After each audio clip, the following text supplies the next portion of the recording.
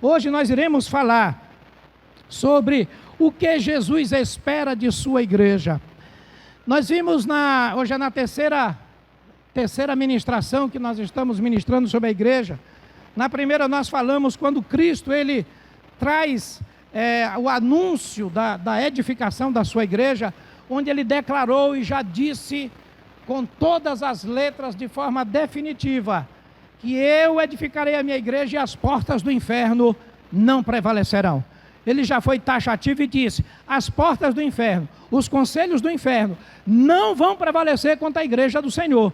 Amém, queridos? E então o Senhor, ele trabalhou de uma forma perfeita para levantar a sua igreja. E para fazer isso, ele trabalhou então o caráter da sua igreja. Este caráter que fala da sua própria essência, que foi gerado pelo Espírito Santo, ele mesmo sendo na forma de homem, mas gerado pelo Espírito Santo, trazendo um caráter divino, uma essência divina. E ele então produziu nos seus discípulos este caráter, né, trabalhando, lapidados pela palavra, moldados, descaracterizados do mundanismo que eles viviam, né, do orgulho, de todos os comportamentos que eram incompatíveis para serem referenciais e pilares da igreja do Senhor. Então o Senhor trabalhou este caráter para que eles pudessem então começar a igreja, que seria a igreja de Atos. E este caráter foi tão forte, tão trabalhado, muitos rejeitaram, muitos desistiram. Numa só noite, queridos, num só dia,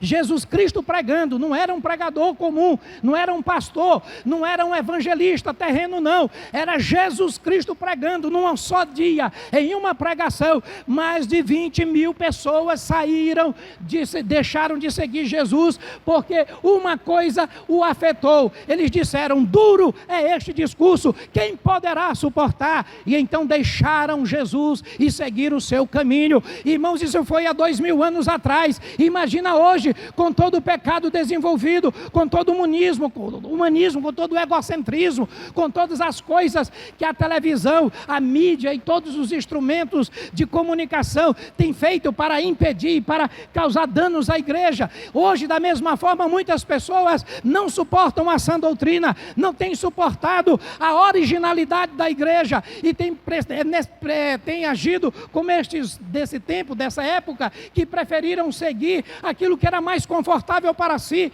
aquilo que era melhor com a sua opinião, aquilo que era melhor com aquilo que ele achava, o que ele sentia. Mas Jesus disse para todos aqueles que estavam saindo, ele deu uma palavra de despedida. A palavra que eu estou dando para vocês, e que vocês estão avaliando como dura nesse discurso, esta palavra é espírito e é vida.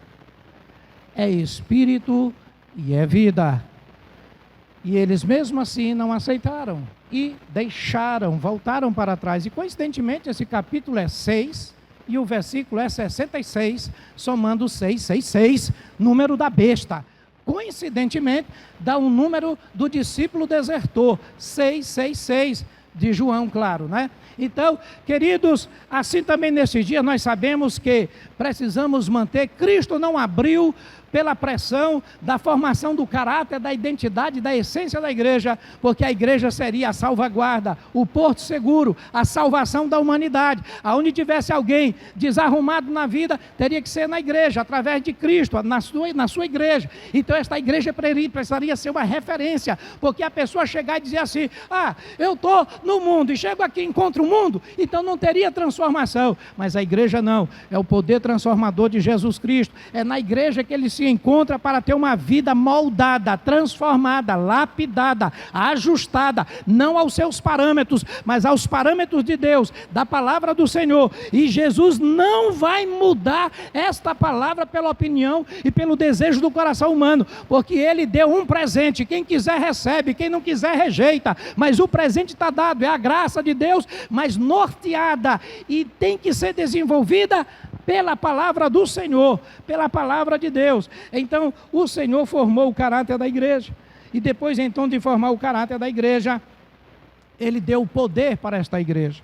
E o poder para a igreja foi quando ele derramou o Espírito Santo Ele subiu, passou 10 dias, a igreja estava lá, do número de 500, diminuiu para 120, depois do refino de 40 dias, e então veio o Espírito Santo de forma veemente, impetuosa na igreja, encheu todo o ambiente, porque quando tem Cristo com caráter cristão, meu irmão, o Espírito Santo usa todos, ele não usa só um ou dois, mas todos que estiverem no caráter de Cristo, no propósito ideal, no mesmo Espírito, no mesmo propósito, o Espírito Santo ele usa, ele opera, ele vai trabalhar, porque todos vão ser instrumentos da parte de Deus, como você foi chamado para ser um instrumento de Deus, usado pelo Espírito Santo de Deus, como vaso de Deus, para proclamar aquilo que Deus tem a teu respeito, a respeito do homem, para usar você. Então todos foram ali usados integralmente, não houve exceção, foi unanimemente, o Espírito Santo usou a todos, e a igreja levanta-se então poderosa,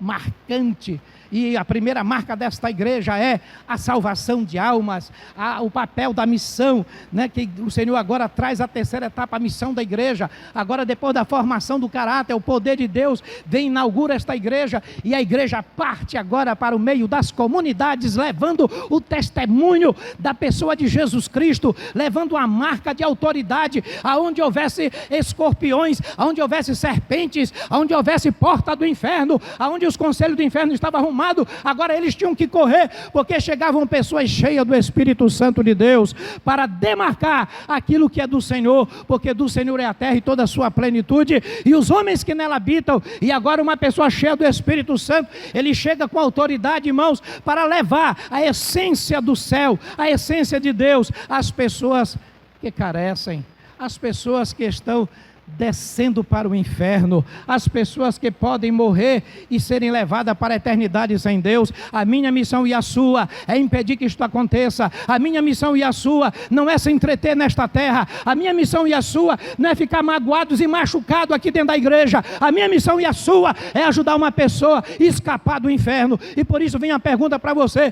você que já recebeu o batismo do Espírito Santo e o poder do Espírito Santo, quantas pessoas você já tirou do caminho do inferno? Responda esta pergunta para Deus. O Senhor quer saber quantas vidas você está preparando, tirando do inferno, porque a nossa resposta diante de Deus vai ser: Senhor, tu me salvaste, e eu também ajudei outros a serem salvos. Não é para ficar simplesmente machucado, magoado, porque eu estou queixoso, isso não me satisfaz, isso para mim não é como eu gostaria, isso não é como eu queria, porque eu tenho uma igreja na minha cabeça. Meu querido, quem é o cabeça da igreja é Jesus, não é a tua cabeça que tem que fazer a diferença. A cabeça que faz a diferença é a cabeça de Cristo Jesus, por meio da sua palavra. Nós temos que ser servos humildes e obedientes ao Senhor, porque senão Satanás pega o orgulhoso, pega o soberbo, pega o desobediente, pega o indiferente, pega o fraco, pega o frio, porque o Senhor nos manda proceder diante dele com a unção do Espírito Santo.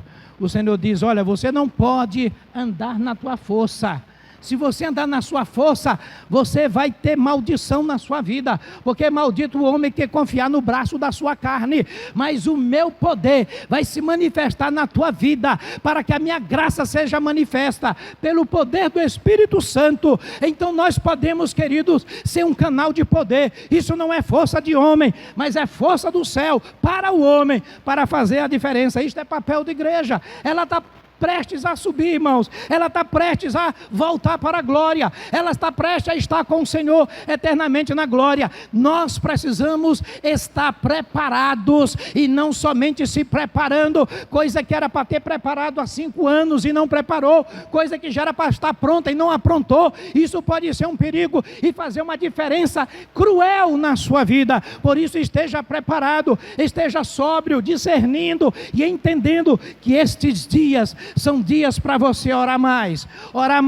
prestar mais atenção, ouvir mais e falar menos, porque a Bíblia não diz sede pronto para falar e tardio para ouvir, mas ele diz sede pronto para ouvir e tardio para falar. Eu não digo mais, isso foi há 2000 anos atrás, mas hoje eu digo, fique mudo e só ouça o que Deus está falando com você, que muitas das vezes, irmãos, os argumentos da nossa cabeça precisam ser fechados aqui para não sair nada, não contaminar ninguém. Se você está errado, então fique com erro só para você e ore e busque a restauração na sua vida. Mas se o teu erro tocar em um santo, você vai ser cúmplice daquele irmão que vai fracassar, porque aquele que vem escândalo e aquele que é pedra de tropeço, o Senhor repreende, porque nós temos que ser instrumentos de edificação, instrumentos de salvação, instrumentos de bênção para outro, nunca instrumento para fazer com que a pessoa seja contaminada. Se o irmão está animado, então chega um instrumento lá, dá uma palavra da carne, e o irmão que estava animado fica desanimado. Isso é do inferno, irmãos, não é de Deus.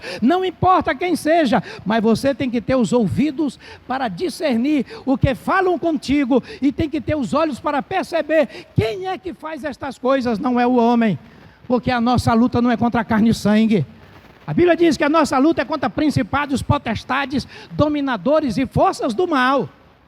E nós temos que ter olhos abertos para entender, aquele irmão que está fraco e fazendo isso, não é ele, é quem está usando ele. Seus olhos têm que ver isso, então é visão aberta. E você tem que ter ouvidos para saber que quando você ouvir algo, aquilo não é da parte de Deus, porque dentro de você habita o Espírito Santo, aquele que inspirou a palavra de Deus aos seus santos em todo o tempo, está aqui para nos guiar a toda a verdade. Jesus disse: eu vou dar-vos o Consolador, e Ele vos guiará a toda a verdade. E quando o Espírito Santo está em nós, irmãos, e vem uma coisa incorreta, queima ruim dentro da gente, e a gente repreende, porque o Espírito expulsa, ele não aceita um alimento das trevas em nosso coração, porque ele governa a nossa vida, ele preserva a sã doutrina, e é por isso que nós temos que estar com ouvidos abertos para o Espírito Santo, visão aberta para enxergar o que está sendo arregimentado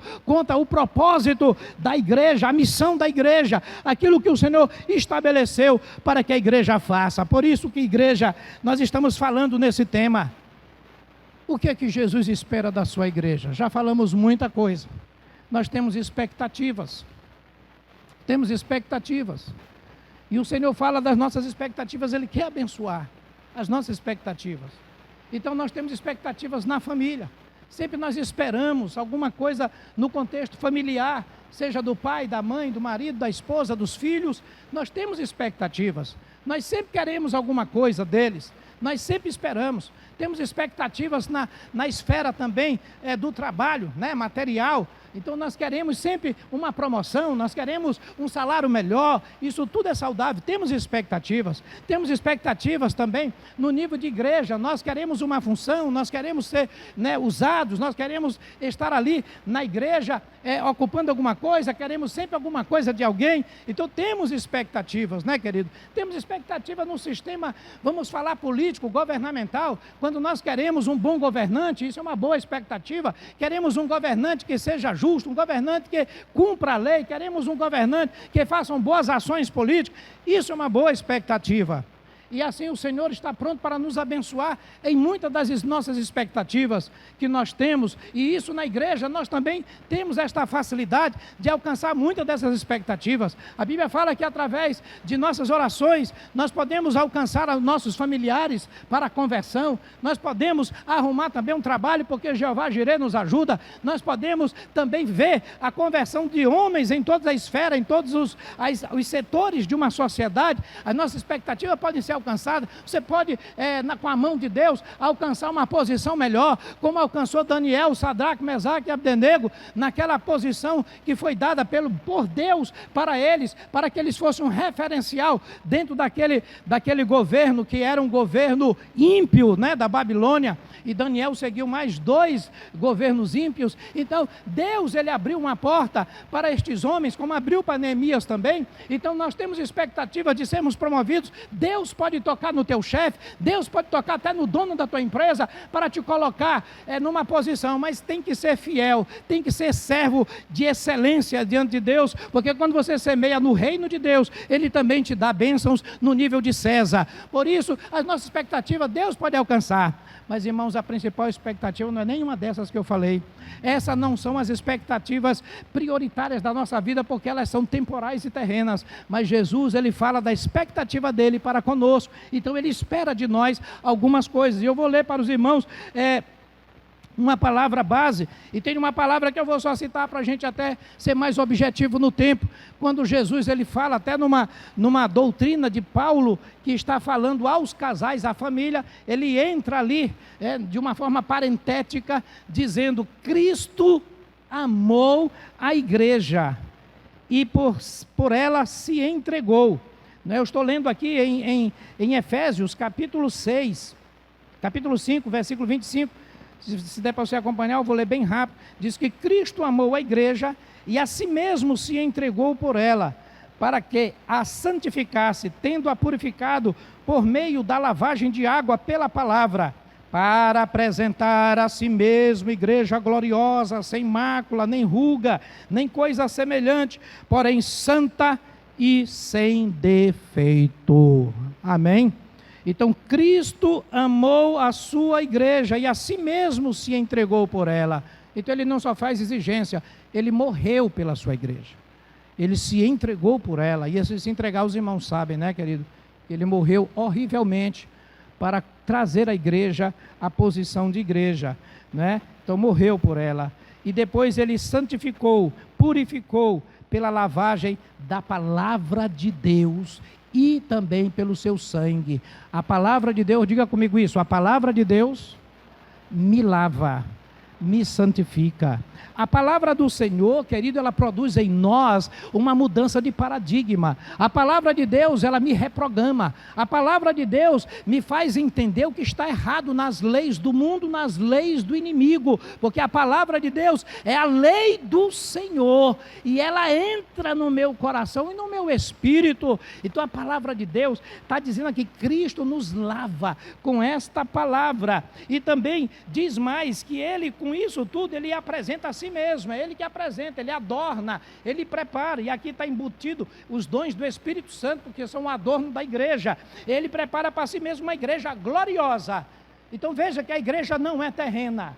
A igreja não é terrena, mas a igreja, Jesus diz, igreja gloriosa. Mas como, irmão? Está na terra a igreja. Ah, está aqui, pastor, eu estou vendo, é cadeira, a cadeira é terrena, a parede. Mas isso daqui não está contabilizado como igreja, porque ele não fez nenhuma igreja, nenhum prédio de igreja. Mas nós somos a igreja, amém? Então a igreja é gloriosa. Você tem um espírito que veio da glória, você tem uma alma que veio da glória. Só esse teu corpo que veio do pó, e ao pó voltará. Mas teu espírito e a tua alma volta para Deus. Mas quando somos lavados pelo sangue de Jesus, o sangue de Jesus é do Filho de Deus, é glorioso, a palavra é da glória, é de Deus, e assim, querido, tudo que vem para nós é glorioso. Então a igreja de Cristo é gloriosa, amém, irmãos? Ela não se baseia por nenhum estatuto humano, mas pelo estatuto divino, a palavra de Deus. A igreja, ela é gloriosa, e diz mais, por ser gloriosa, ela não é uma igreja com mácula, não é uma igreja com ruga, envelhecida, uma igreja ultrapassada, uma igreja doente, uma igreja que não tem ânimo para nada. Não, a igreja ela é sem ruga, sem mácula ou coisa semelhante, santa, santa, santa, separada e sem defeito. Pastor, peraí, mas isso aí já aconteceu. É aquela igreja que ele diz, as portas do inferno não prevalecerão.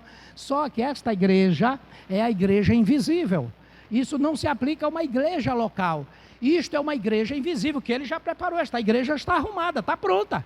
E nós não podemos definir visivelmente, dizer quem é quem. Isso é o olhar dele que sabe. E é essa que ele vem buscar no arrebatamento. É a igreja gloriosa, é a igreja santa, sem mácula. É aquele irmão que não aceita as trevas, não aceita a impiedade. Aquele irmão que passou pelo processo e está decidido a ser fiel até a morte, mesmo que morra, perca até a vida física, mas ele decide ser fiel. Então esta igreja gloriosa é a igreja que ele preparou. Então, queridos, uma vez preparando tudo isso de forma divina, o Senhor dá uma palavra a esta igreja, que é a expectativa dele para nós, ok?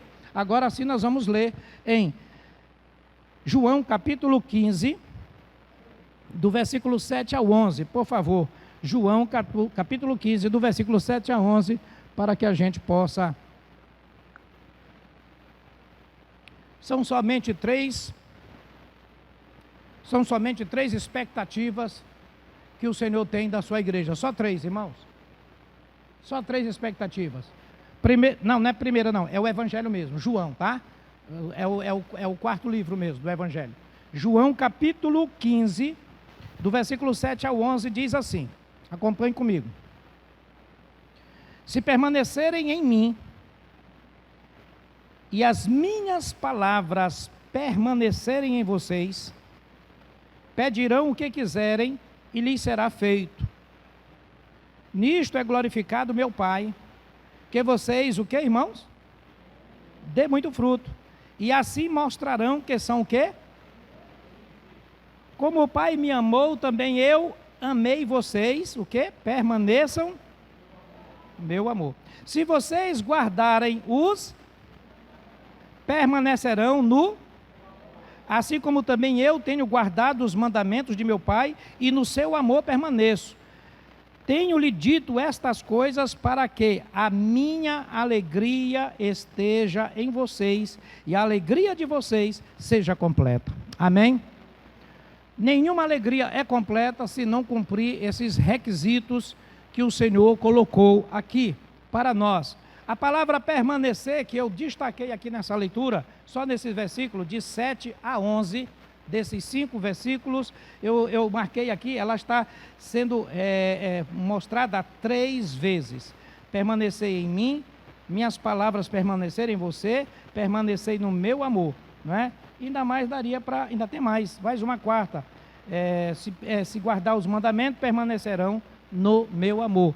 Então, tudo isso são aqui palavras do Senhor, da expectativa do Senhor. Meu querido, esta palavra permanecer, ela significa que nós, muitas das vezes, começamos, muitas das vezes nós entramos no primeiro amor, muitas das vezes nós abraçamos com toda a convicção e temos até boas intenções, porém, o desafio do permanecer, do perseverar, é o grande desafio que o Senhor coloca como uma expectativa dele para nós, que vai ter inclusive, isso vai ser decisivo na continuidade da igreja lá na eternidade. Então, muitas das vezes nós não permanecemos, muitas das vezes nós começamos e paramos, não terminamos, muitas das vezes nós somos atrapalhados porque vem uma emboscada, vem uma situação do inimigo, vem uma situação conflitante, eu não tenho a sabedoria de lidar com isso, nem buscar aconselhamento, e aí o que acontece? A pessoa se atrapalha e não permanece neste propósito, e o Senhor está dizendo, tem que permanecer nele e permanecer na palavra dele.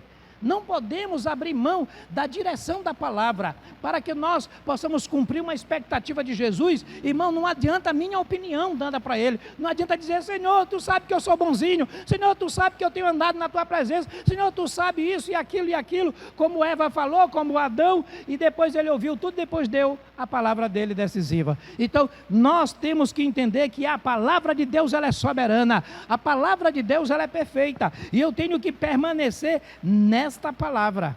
Ele disse, esta palavra permanecer em você, se essa palavra permanecer em você, você vai ser conhecido como meu discípulo. E ele diz mais, outra expectativa do Senhor. Então a segunda expectativa é dar fruto. Irmãos, esse fruto está dividido em 2 partes. O primeiro fruto que nós precisamos desenvolver é o fruto do Espírito, que é característico de quem é salvo na pessoa de Jesus Cristo. Quem é salvo em Jesus, ele desenvolve o fruto do Espírito. Este fruto, ele vai fazer a diferença da velha natureza para a nova natureza. É este fruto que muda a nossa identidade. É este fruto que mostra que eu não faço parte de uma instituição terrena, ou apenas de algo local, ou terreno, ou perecível, ou humano. Este fruto é a identidade do homem divino, que Deus sopra na minha vida de novo, quando eu volto a Cristo, quando eu me entrego a Cristo, quando eu sou zerado da minha condenação e maldição, pelo derramar do sangue, pela lavagem que o Senhor faz na minha vida, então aquilo tudo é limpo, tudo agora é zerado, as coisas velhas ficam para trás, e o Senhor agora me gera uma nova identidade, gera uma nova imagem, aquela imagem perdida lá de Adão no Éden, é gerada de novo agora na redenção em Cristo Jesus. E então, com essa identidade, esse novo homem que é gerado segundo Deus, ele não quer mais fruto do pecado, ele não quer mais o fruto da carne, ele não quer mais, sabe, irmãos, os estímulos, os anseios, as tendências, as inclinações da carne, porque nele foi gerado agora uma nova pessoa, uma nova natureza. Olha, para você entender de uma forma bem leiga, bem básica, muito longe disso, só para ter uma ideia, você está aqui procurando um emprego bom, você tem uma certa qualificação, mas enquanto você está desempregado, você não tem compromisso, porque você não tem aquele emprego. Mas uma vez que você é admitido, chega então aquele chefe, aquele gerente, aquele diretor e diz: olha, aqui é o seguinte, você não pode fazer isso, você não pode ter essa conduta, você representa esta empresa, você representa esta função, você tem que mudar a sua veste, você tem que ter uma palavra diferente, você não pode falar, você não pode ficar o tempo todo desperdiçando ali o seu tempo, você é uma pessoa diferente, você tem um cargo de confiança, você agora representa essa instituição, você carrega sobre ela, então você tem que ser diferente de todos, para revelar e expressar que você está no lugar certo. Então, quando nós recebemos essa nova identidade, nós recebemos também um encargo de Deus, de sermos representantes deles, testemunha deles e principalmente, irmãos, olha que privilégio, embaixador dele aqui na terra. Sabe, agora está sendo uma confusão lá no Congresso, porque o presidente está agora colocando novos embaixadores nos países, né? Então, botou agora o de Washington, já foi sabatinado pelo Congresso, é no Senado que é sabatinado. E então tem mais 11 para ser sabatinados. Por quê? Porque eles têm que representar o seu país em terra estranha. Então, olha, uma sabatina é um requisito que tem que ser preenchido, não é? Então passa por um processo. Quando também nós chegamos a Cristo agora, nós somos sabatinados lá na cruz. Entendeu, querido? Então qual é a sabatina? O arrependimento. A certeza mesmo que você tem de tomar decisão e a disposição de não voltar atrás, de ser agora, sabe, um filho da luz e não das trevas, de ser uma pessoa decidida a ser diferente. Então o Senhor diz: tu vai ser meu embaixador, e eu vou dar tudo que você precisa para representar, porque você é exatamente uma pessoa em terra estranha, não é? Então nós somos embaixadores de Cristo, e nós temos então postura, e o Senhor nessa identidade, nessa nova natureza, então por isso nós desenvolvemos o fruto do Espírito, dividido em tríades, como nós falamos no domingo passado, não é? E onde temos carros-chefes destas tríades, né? Na primeira da tríade é o amor, na segunda tríade é exatamente, a terceira é a fidelidade, que é o chefe do carro, é o carro-chefe do domínio próprio, da mansidão, é a fidelidade, que é essa que estamos falando aqui, a permanência. Então, esse fruto que nós desenvolvemos começa com essa identidade, com essa nova natureza. Sabe, irmãos, havia um tempo que na pregação do Evangelho, eu já sou um pregador de 40 anos de idade só de pregação, e a gente lembra de épocas bem diferentes na pregação do Evangelho. Pregamos em todos os lugares mais distintos que você possa imaginar. Eu já tive o privilégio, a oportunidade, a graça e a misericórdia de Deus de pregar o Evangelho. Em missões, em lugares onde fomos ameaçados de morte, em lugar de feitiçaria, em lugares escassos, em lugares idólatras. Sabe, irmãos, em todos os níveis nós tivemos a oportunidade de pregar o Evangelho com tantas reações complicadas, mas tinha uma coisa que era muito comum em uma época, em uma geração, principalmente a geração final 70, início 80, que era quando nós dizíamos de como era um crente naquela época. Então um crente, ele já sabia, todo mundo sabia, até o ímpio sabia, que se ele se convertesse, ele já sabia, ele já chegava quase que pronto, como o discípulo de 2000 anos atrás, que batizava bem rapidamente. Hoje para batizar é mais demorado, porque as pessoas demoram a ter a experiência do discípulo antigo. Então essa pessoa chegava, ele já chegava, quando ele decidia, ele já sabia que ele ia sofrer. Tu entrou na crença, que é isso? Tu vai mudar tua religião, tua tradição. E aí começava tanta pancada, mas ele estava ali tocado, decidido. Então aquela pessoa dificilmente vinha por uma outra influência, porque não tinha influências atrativas. Ninguém fazia eventos para atrair crente, ninguém fazia algum subterfúgio para atrair crente. Crente só vinha convertido mesmo pela pregação do Evangelho. Não tinha outro subterfúgio, não. Não tinha aquela coisa de chamar a pessoa para ela ser feliz, deixar de ser feliz no mundo para ser feliz na igreja com a felicidade do mundo. Não existia isso, não. Ele tinha que deixar aquilo aquilo do mundo para ser um servo de Deus, porque a proposta para ele é a eternidade, é a glória eterna. Então isso tudo fazia com que as pessoas, eu vi pessoas se entregando a Cristo, sendo batizadas com o Espírito Santo no altar, na hora da sua decisão, coisa rara, coisa muito difícil, mas a decisão era tão grande que ele se entregava a Cristo, não é? E ali era batizado com o Espírito Santo na hora. Eu não vi só uma vez não, vi várias vezes. Por quê? Porque o nível de entrega era tão forte. Então, meus queridos, essa nova natureza, segundo Deus, ela produz dentro de nós o fruto do Espírito. Isso não precisa pastor estar dando cajadada todo dia para você, não. Isso está lá na palavra de Deus, isso está lá no Calvário, isso está na tua experiência de transformação por meio da primeira parte, quando a palavra de Deus é pregada para você, quando você se arrepende dos seus pecados e quando o Espírito Santo te convence a deixar o mundo para seguir uma nova vida, te mostrando o que é, na verdade, esta decisão. Ali você tem uma experiência genuína, uma experiência de cura, de transformação, de libertação e de determinação na sua vida. Vem a pressão. O mundo vem, o amigo vem, as coisas vêm para te puxar para trás, mas você sabe que aquilo são os demônios usando situações, circunstâncias para levar você de volta. Mas aquele que tem o entendimento e a revelação, diz não, paga o preço, faz o que é preciso, porque ele sabe o valor que tem a sua salvação. E aí o fruto do Espírito desenvolve, o fruto do Espírito começa a desenvolver. Então Cristo está dizendo, olha, eu tenho essa expectativa, isso é condicional, isso é uma exigência. Você tem que primeiro perseverar em mim. Como eu vou perseverar, irmão? Através desse fruto do Espírito.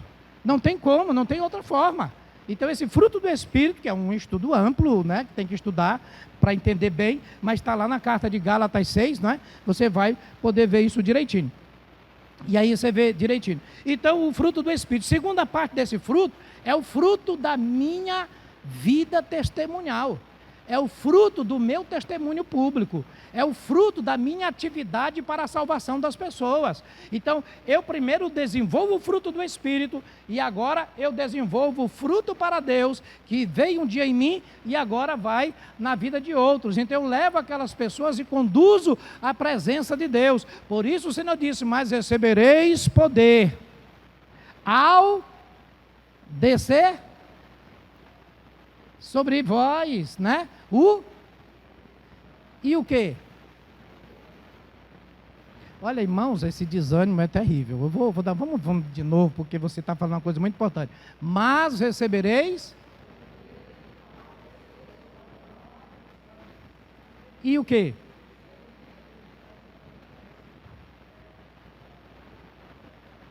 E até os confins da terra. Então agora você com poder, é uma testemunha de Jesus. Com poder. E é com esse poder que nós podemos ser testemunha, irmãos. Não tem como mudar a forma de Deus operar. Deus, ele não me faz uma testemunha na minha forma. É a forma de Deus. Eu agora desenvolvo o fruto, e esse fruto vem só depois da redenção. Ninguém desenvolve o fruto mecanicamente. Ninguém desenvolve o fruto pela sua própria vontade, porque o fruto é do Espírito. Ele tem que entrar na minha vida. Se ele não entra, o fruto não aparece. Se aparecer, são apenas aspectos básicos, naturais e morais, mas não o fruto do Espírito.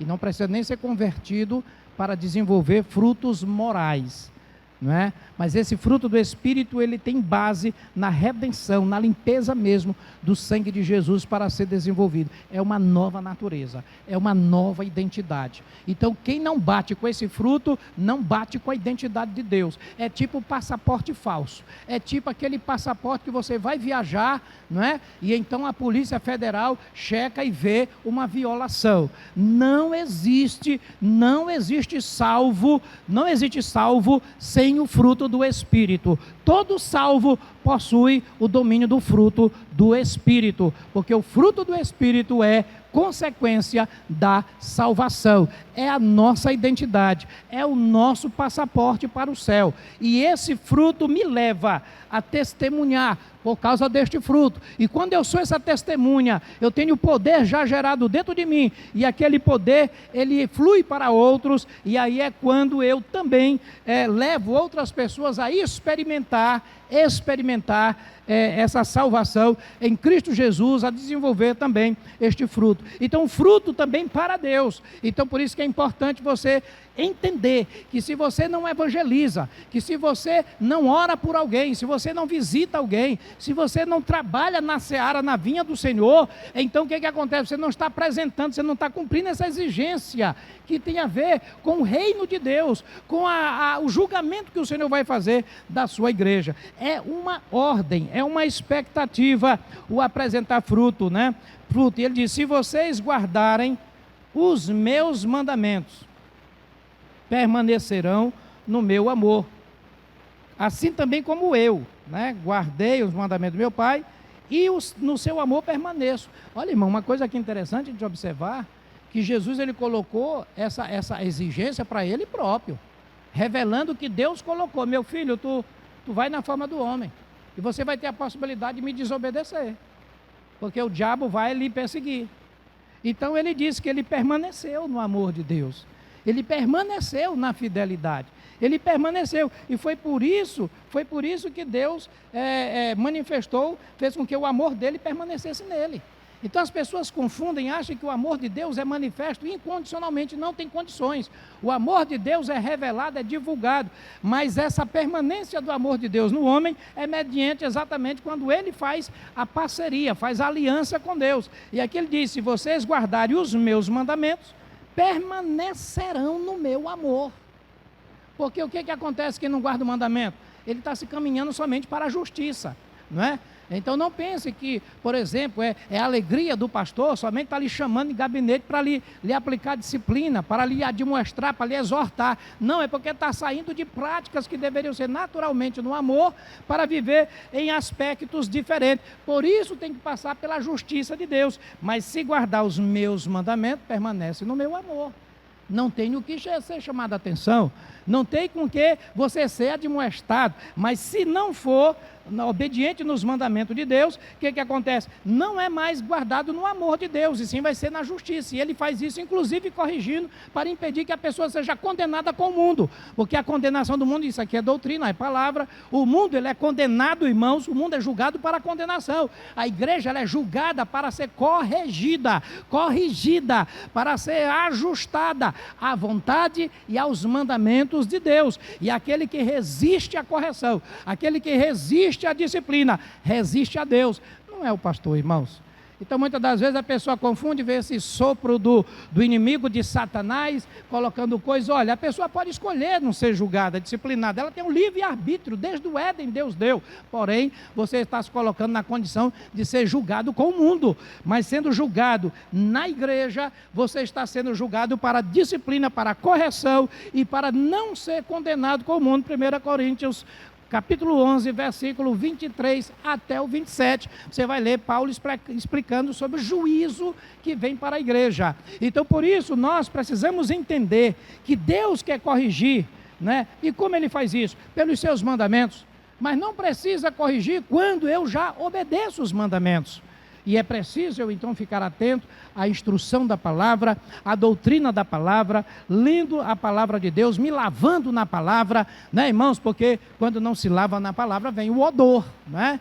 Então esse odor, Jesus sentia lá nos discípulos: eita, mau cheiro, para aí que eu vou lavar vocês. E ele sentia mau cheiro, porque havia descumprimentos da palavra, né? Então isso, querido, nós precisamos ser lavados na palavra. É na palavra, a palavra que me lava, me santifica, me orienta o que eu estou errando, naquilo que eu estou fazendo. Errais por não conhecer as Escrituras e o poder de Deus. Então ninguém vai se justificar ao não conhecer. Leia a Bíblia, você vai ver, o que diz? Nós vamos estar ministrando batalha espiritual agora a partir de quinta-feira, você vai ver tanta coisa que é terrível, terrível no nível de batalha espiritual, como Satanás usa a um espírito de um principado maligno chamado Jezabel, figura humana, mas é um principado, é uma potestade, principado não, é uma potestade de manipulação e controle, que ele persegue autoridades, ele persegue aqueles que estão em liderança, aqueles que estão fazendo a obra de Deus, aqueles que são, sabe, importantes para a condução do trabalho, em todas as cadeias de comando da igreja. Esse espírito, ele foi designado só para isso,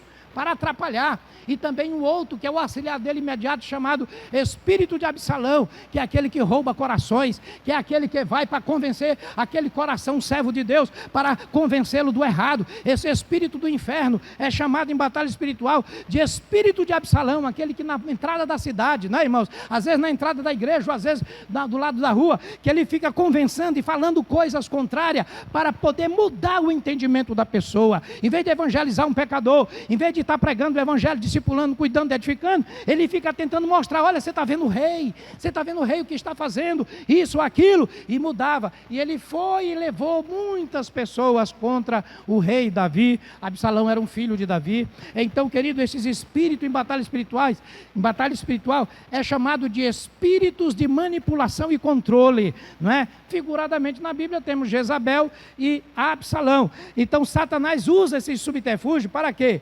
Para mudar conceitos, para mudar a doutrina, para mudar, né, a percepção da palavra de Deus na vida do crente. Mas a palavra do Senhor diz, olha, a responsabilidade de cada um é conhecer as Escrituras, porque errais por não conhecer as Escrituras e o poder de Deus. E se você não for instruído neste mandamento, o que acontece? Você não permanece no amor de Deus. Então isso é algo muito sério. Jesus passou por esse crivo e ele fala para nós: tendo dito estas coisas, tenho-lhes dito estas coisas, para que a minha alegria esteja em vocês, e essa alegria de vocês, então, seja completa. Amém, queridos? Então, o Senhor, resumindo aqui, Ele nos mostra que Ele tem uma alegria completa para nós, e esta alegria, ela é completa quando nós somos exatamente alcançados com estas expectativas do Senhor. Então, o que é que o Senhor espera, né, da sua igreja, dos seus discípulos? Ele que, na verdade, já tem sido uma bênção para nós, em nos suprir em muitas das nossas expectativas, né, querido? Só o fato de nos tirar da condenação, de nos tirar de tanta situação terrível, de nos curar, de nos libertar, tantas coisas que Ele já atende nossas expectativas. E olha que Ele atende em expectativas que o homem não poderia resolver, né? Ele já atende nossas expectativas, mas Ele diz assim: eu tenho também expectativas para você, eu tenho expectativas que eu quero de você, eu quero que você permaneça em tudo aquilo que nós falamos, que, resumindo numa palavra, é a tríade da fidelidade. Eu quero que você seja obediente e eu quero que você dê frutos. 3 coisas só, resumir tudo isso, 3 coisas, não é? Eu quero que você permaneça, diga essa palavra comigo, permanecer. Paralela a ela, parênteses, diga fidelidade. Segunda, obediência. Sem esta obediência, irmãos, com a obediência vem a bênção, sem a obediência vem a maldição. Isso é palavra de Deus, não sou eu que invento, não é o homem que inventa, isso é princípio de Deus. Até a lei humana julga aquele que é desobediente da lei. Então é Deus que determina: a obediência é bênção, desobediência é maldição. Então, segundo a expectativa do Senhor, seus discípulos sejam obedientes. Obedientes é o que está dizendo aqui. E terceiro, né, por mais que a pessoa tenha disposição, está ali permanecendo fiel, né, está sendo santo, está renunciando o mundo e tudo mais, né, e tudo está se protegendo, mas ele precisa desenvolver frutos, né, o fruto do Espírito e o fruto da missão da igreja, que é exatamente as vidas. Que Deus abençoe, aplique esta palavra no seu coração. Eu tenho sentido muita paz nesta ministração para a igreja, porque a igreja, ela é gloriosa. A igreja, ela é um instrumento tão poderoso que o inimigo tenta derrubar, né? E os irmãos sabem que Satanás, ele não procura destruir aquilo que não tem valor. Você veja que quando estava lá no paraíso, Deus faz tudo perfeito. Olha como Ele atende nossas expectativas. Como foi que Deus fez o homem, né? A sua imagem e semelhança. Então Deus já fez de uma forma perfeita a criação do homem, né? Pega ali do pó, a terra Ele disse: haja luz, haja isso, haja tormento, haja aquilo, mas no homem não, Ele faz a sua imagem, chama a Trindade, e ali ele modela, mas ele sopra do homem, faz um diferencial, ali já tudo diferente, dá uma casa diferente para o homem, um paraíso. Olha, irmãos, o paraíso tinha a árvore da vida. Foi por causa da desobediência? Foi por causa da desobediência, do espírito de independência, que o homem perdeu, sabe, aquele jardim porque tinha a árvore da vida. A árvore da vida, ele não morria, não morreria, não ia ter doença, ele ia ficar vivo, porque na hora que ele estivesse sentindo uma dificuldadezinha aqui do físico, com 1000 anos de idade, comia ali um frutozinho da árvore da vida, ou só uma folhinha, passava uma coisinha, fazia um chazinho fitoterápico ali, tomava, pronto, aí já renovava mais 100 anos. Árvore da vida, era para não morrer, mas por ter desobedecido, perdeu a árvore da vida, teve que ser expulso. A árvore da vida está guardada hoje, ela está aqui, viu, irmãos? Jesus vai desobstruir a árvore da vida no milênio. Olha só que coisa maravilhosa. Rapaz, que privilégio, hein? Para a igreja, ela vai poder usufruir da árvore da vida, lá no milênio, tá, gente? Escatologia ensina isso.